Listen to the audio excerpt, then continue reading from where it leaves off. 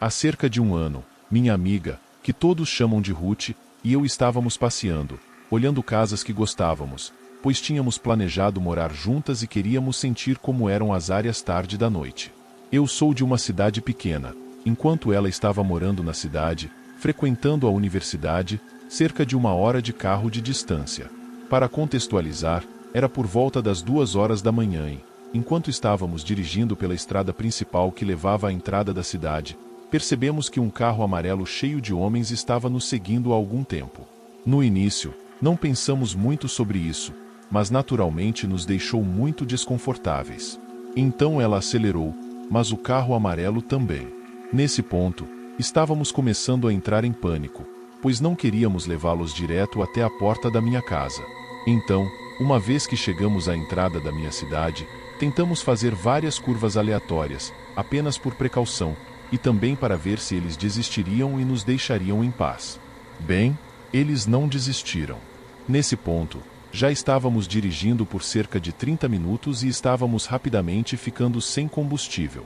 O plano era abastecer no posto de gasolina ao entrarmos na cidade, mas, como estávamos sendo seguidas, nenhuma de nós se sentiu segura para sair do carro para fazê-lo. Sentimos que não tínhamos escolha a não ser voltar para minha casa e ligar para meu pai, em estado de histeria, para que ele viesse nos acompanhar até a porta da frente, já que nenhuma de nós achava uma boa ideia para ela abastecer o carro e dirigir para casa sozinha. Normalmente, Ruth nunca sobe a colina que leva até minha casa, pois é muito íngreme, mas naquele dia não tínhamos escolha. Se entrássemos no estacionamento, teríamos sido encurraladas pelo carro amarelo, cujas intenções ainda desconhecíamos. Felizmente, uma vez que viram meu pai, eles foram embora.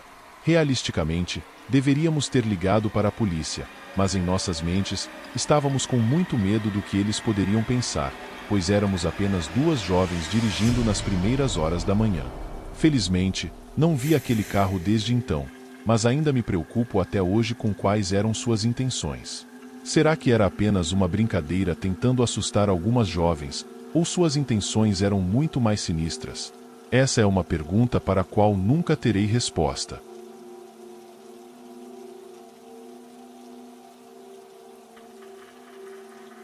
Este incidente aconteceu com minha irmã mais nova, Sidney, há alguns meses. Uma de suas amigas, Leia, estava comemorando seu 21º aniversário e convidou minha irmã e mais duas amigas, Nanciana e Jennifer, para a celebração, que na verdade era uma noite só para meninas. Elas haviam planejado dar uma volta rápida, jantar e depois encerrar o dia com um filme que todas estavam ansiosas para assistir. Leia já havia declarado que todas as despesas seriam por conta dela, já que era ela quem estava organizando a festa. Ela disse a elas que iria reservar os ingressos do cinema online antecipadamente para a sessão das 20 horas e que por volta das 22 horas ou algo assim estariam voltando para casa. Tudo correu conforme o planejado e as 4 meninas jantaram cedo e por volta das 19h45 foram para o cinema assistir ao filme. Foi quando perceberam que algo não estava indo conforme o planejado. Leia havia cancelado as reservas dos ingressos. Ela alegou que havia lugares suficientes disponíveis e que pensou em comprá-los no balcão, pois sairia mais barato, mas minha irmã achou que ela poderia ter apenas esquecido de reservá-los. De qualquer forma, os ingressos estavam esgotados, não apenas para aquela sessão, mas também para a próxima. Embora a sessão seguinte ainda tivesse bastante lugares disponíveis, elas debateram se deveriam reservar a sessão mais tarde, que era às 22h30, ou simplesmente assistir no dia seguinte. Decidiram assistir de qualquer forma, depois de passarem mais algumas horas no shopping. Quando voltaram para o cinema, ele não estava tão vazio quanto esperavam. Havia alguns casais e talvez alguns amigos ou colegas, mas um grupo se destacava, consistindo de 3 homens, com idades entre meados e finais dos 30 anos. Eles estavam rindo, assoviando e fazendo comentários obscenos durante o filme. Nanciana suspeitou que estivessem sob efeito de drogas, considerando que estavam sentados alguns lugares à frente delas. Inicialmente, elas não se preocuparam muito com isso, até que 1 hora depois Sidney notou que os assentos estavam vazios e os homens tinham saído, mas logo perceberam que haviam se movido para o fundo, com apenas uma fileira de assentos as separando novamente. Elas acharam estranho, mas pensaram que talvez só quisessem uma melhor visão da tela. 15 minutos depois, Nanciana, que estava na ponta da fileira, percebeu risadas vindo do outro lado da fila, e lá estavam eles, sentados na mesma fileira. Nanciana sussurrou para as outras que achou aquilo muito suspeito. Leia, a mais tranquila do grupo, pediu para Nanciana relaxar e aproveitar a experiência do filme, pois em 15 minutos tudo acabaria e elas poderiam ir embora. Alguns minutos se passaram e as risadas e sussurros dos homens só aumentaram. Eles até conseguiram se aproximar um pouco mais das meninas. Dessa vez, não era apenas Nanciana que estava preocupada, todas as outras também estavam. Então, antes mesmo dos créditos finais rolarem, elas simplesmente pularam de seus lugares e marcharam em direção à saída. Assim que saíram, tentaram chamar um táxi. Nanciana e Jennifer compartilhavam um apartamento, e Sidney morava alguns minutos à frente, no mesmo bairro. Elas planejavam compartilhar um táxi, e de lá, Sidney iria para casa. Leia ficou com seus pais, na direção oposta. Após algum esforço, Sidney finalmente conseguiu chamar um carro, mas Leia ainda estava com dificuldades, pois não conseguia encontrar motoristas dispostos a levá-la até seu destino. Elas esperaram na calçada pelo carro, e Nanciana avistou novamente o grupo de homens do outro lado da rua, mas felizmente estavam na direção oposta, andando em direção contrária. Depois de 5 minutos, o carro dela chegou, mas Leia ainda não havia conseguido um. Então, ela decidiu ligar para seu irmão mais velho para buscá-la, embora soubesse que ele não ficaria feliz em dirigir tão tarde. Mas ela sentiu que não tinha outra opção. Ela pediu para as outras meninas irem embora, mas elas relutaram, pois não era seguro esperar ali, mesmo por 15 minutos sozinhas. E se aqueles caras voltarem? Perguntou Nanciana. Leia estava certa de que eles tinham ido embora. A essa altura, ela estava determinada a não ir com as outras, pois ficaria mais longe de sua casa. Cerca de 2 minutos depois da discussão, percebendo que não conseguiriam mudar a opinião de Leia, Nanciana entrou no carro, seguida por Sidney. Jennifer hesitou um pouco, mas acabou puxando Leia para dentro do carro, apesar de suas últimas protestações. Depois que entraram, Jennifer informou as outras que viu os homens novamente atrás delas, dessa vez, vindo da direção do cinema, indo direto na direção delas. As meninas finalmente conseguiram chegar ao apartamento de Nanciana em segurança, após um dia agitado. Elas só queriam dormir. Sidney também queria ir para casa e relaxar um pouco, mas Jennifer a convenceu a ficar e jogar alguns jogos até sentirem sono. Sidney concordou relutantemente e ficou muito grata por isso, porque cerca de 10 minutos depois de entrarem em seu apartamento, Nanciana ouviu um som alto de música do lado de fora. Ela correu até a janela, espiou pelas cortinas e o que viu a deixou arrepiada. Rapidamente fechou as cortinas. Sidney perguntou o que era, e ela disse que viu um carro um pouco à frente do portão do apartamento delas. Ele parou perto do poste de luz e então 2 homens saíram dele. Ela estava absolutamente certa de que eram 2 dos mesmos homens que tinham visto antes. Leia não estava convencida, mas todas apagaram as luzes e espiaram pelas cortinas. No início, só viam uma rua deserta, mas pouco depois viram 3 homens andando na rua. O carro deles não estava em lugar nenhum. Elas pensaram que talvez estivesse estacionado em outro lugar que não podiam ver, mas os homens estavam rindo e falando muito alto. Eles também estavam olhando ao redor, escaneando os prédios. Aquilo não era uma coincidência, eles estavam literalmente perseguindo as meninas, talvez até tinham estacionado o carro ali, mas simplesmente não conseguiam encontrar o apartamento exato. Como você pode imaginar, todas estavam aterrorizadas, especialmente Nanciana e Jennifer, que estavam com muito medo de que eles voltassem e encontrassem sua localização. Leia sugeriu chamar a polícia, mas as outras não tinham certeza, pois não tinham nenhuma prova de que os homens as estavam perseguindo. Apenas alguns minutos se passaram quando ouviram sirenes e viram um carro de polícia à distância. Isso fez os homens entrarem em pânico e eles correram na direção oposta, depois fugiram em seu carro. A polícia os perseguiu, mas elas não tinham certeza se foram capturados. Mais tarde, Jennifer descobriu que um vizinho havia chamado a polícia sobre 3 homens bêbados causando distúrbios, e felizmente nunca mais foram vistos na localidade. Mas essa foi a última vez que foram ao cinema tarde da noite. Não valia a pena o risco depois dessa terrível experiência. Quando eu estava no ensino médio, morava em uma pequena cidade em Lynchburg, Ohio. É uma daquelas cidades onde todo mundo conhece todo mundo.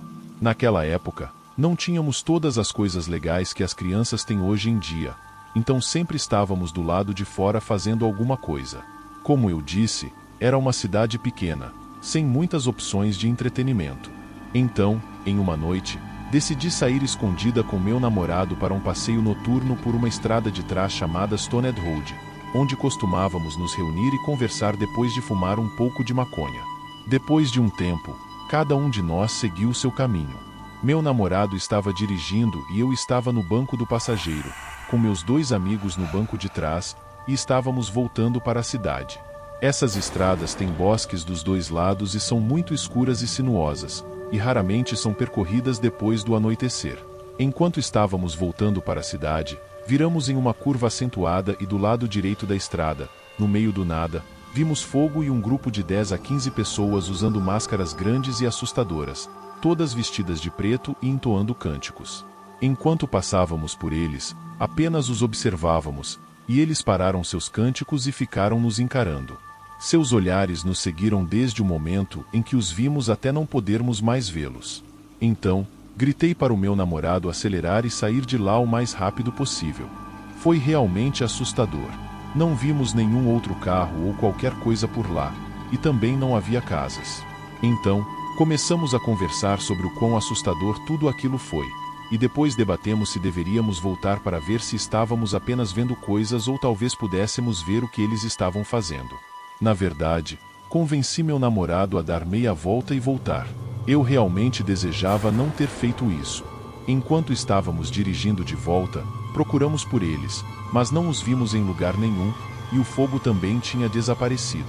Sabíamos que não estávamos alucinando, mas simplesmente não conseguíamos entender como eles tinham desaparecido e o fogo tinha sumido também.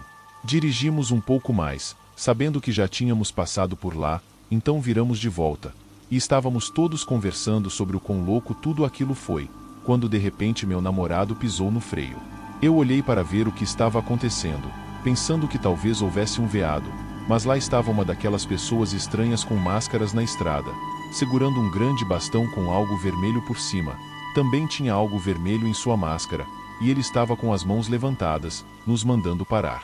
O homem com a máscara começou a andar em direção à minha janela. Eu gritei para o meu namorado continuar dirigindo, mas o cara bateu tão forte na minha janela que eu gritei de medo. Ele então gritou para mim: "O que você viu? Me diga o que você viu." E começou a nos perseguir. Os outros não estavam em lugar nenhum. Depois de alguns minutos, finalmente pensamos que tínhamos escapado deles, mas de repente 2 carros vieram voando atrás de nós, com faróis altos e buzinando para nós. Aceleramos, e só paramos quando chegamos ao centro da cidade e não nos certificamos de que ninguém nos seguia. Não tínhamos ideia do que eles estavam fazendo ou do que tínhamos presenciado, mas eles estavam claramente fazendo algo que não queriam que víssemos. Eu estava tão aterrorizada naquela noite, mas felizmente nada mais aconteceu.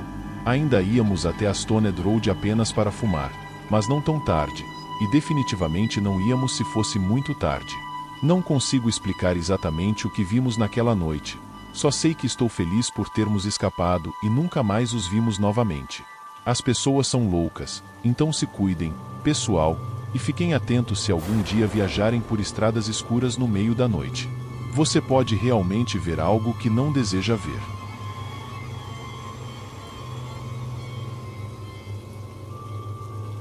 Eu estava a caminho de casa depois de uma viagem muito curta para Illinois. Estava extremamente cansada, pois passei os últimos 2 meses empacotando minha casa praticamente sozinha, e gastei a maior parte desses 2 meses movendo e arrumando as coisas de volta após uma tentativa fracassada de vender coisas no quintal. Não era um bom momento na minha vida, para dizer o mínimo. Em março de 2020, encontrei meu namorado falecido em nossa casa depois que ele não respondeu às minhas mensagens ou ligações. Foi um dos piores momentos da minha vida. E então, meu filho foi preso por 4 meses. E não é que, nesses 4 meses, minha energia foi cortada e meu senhorio, que se dizia cristão, Mentiu para mim e disse que tinha vendido a casa e que eu precisava sair às pressas. Isso foi em 2022, e a mesma casa ainda estava vazia. Então, durante o empacotamento da casa, fui roubada. Bem, deixe-me corrigir isso, meu filho foi roubado, porque o que foi levado foi cerca de $5.000 em ferramentas. Eu me senti como um fracasso. Meu filho mais novo me disse que eu deveria me mudar para Illinois com ele e meus 2 netos, porque ele sentia que eu precisava sair do Tennessee e que ele poderia usar a ajuda. Eu estava um pouco apreensiva porque fazia 13 anos que eu morava fora do estado, mas estava disposta a tentar. Depois de conversar com meus pais e receber a bênção deles, comecei o processo de carregar minha van com o que eu sabia que precisaria para recomeçar. No meio disso tudo, eu puxei um músculo da virilha, e deixe-me dizer, foi a pior dor da minha vida. O parto nem doeu tanto, parece loucura, mas é verdade. Ainda assim, decidi fazer a viagem de 8 horas com minha terrier Jack Russell, JC, meu melhor amigo além de sua irmã, uma gata chamada M que, infelizmente, tive que deixar para trás, mas a recuperei mais tarde. Isso foi difícil, ou pelo menos eu pensei que seria. Obviamente, as coisas não saíram como planejado, então decidi que seria melhor voltarmos para casa, no Tennessee. Já era tarde da noite quando saí, porque dirijo melhor tarde da noite, com menos tráfego e muito menos chances de eu querer estrangular alguém por dirigir como um idiota. Então, lá vamos nós, e por algum motivo meu GPS me levou por uma rota diferente, e eu não percebi por um tempo, não até estar em estradas que nunca tinha visto antes. Finalmente, avistei uma loja e paramos, agradecendo a Deus o tempo todo porque a mãe natureza decidiu me sacanear ainda mais e ficar fria, e adivinhe, meu aquecimento não funcionava. Entramos, e atrás de mim, entraram 2 homens esfarrapados. O mais velho dos 2 instantaneamente se agachou e começou a chamar minha cachorra para perto dele. Virei e olhei para ele como se tivesse 10 cabeças e então disse, "Ei, não faça isso, ela não vai vir até você." Ele então riu e fez algum comentário do tipo, "Está tudo bem, eu vou levá-la para casa comigo." Eu não sei se ele estava brincando ou não, e realmente não me importava. Então eu disse, "Sim, eu acho que não, cara." Ele e seu amigo riram, e a maneira como me olhavam me deu arrepios. Fiquei um pouco para trás, mesmo depois de eles terem saído, porque tive um pressentimento muito ruim que me dominou, e eu sabia que tinha que ouvir isso. Eles foram embora, e então fui abastecer meu carro. Finalmente, descobri onde estava e em que direção precisava ir. Cerca de 5 minutos depois, já era 2h30 da manhã, eu cheguei a uma passagem de nível, e não é que um trem estava lá, não passando, mas lentamente se conectando a mais vagões. Bem, só tinha um carro na minha frente e nenhum atrás de mim, graças a Deus. Eu estava cuidando da minha vida, cantando em um aplicativo de karaokê que tenho, quando vi um carro saindo de uma rua lateral. Não pensei muito nisso e continuei cantando, até que de repente olhei para cima e vi uma luz forte vindo em minha direção rapidamente, e então, bam, um cara bateu em mim.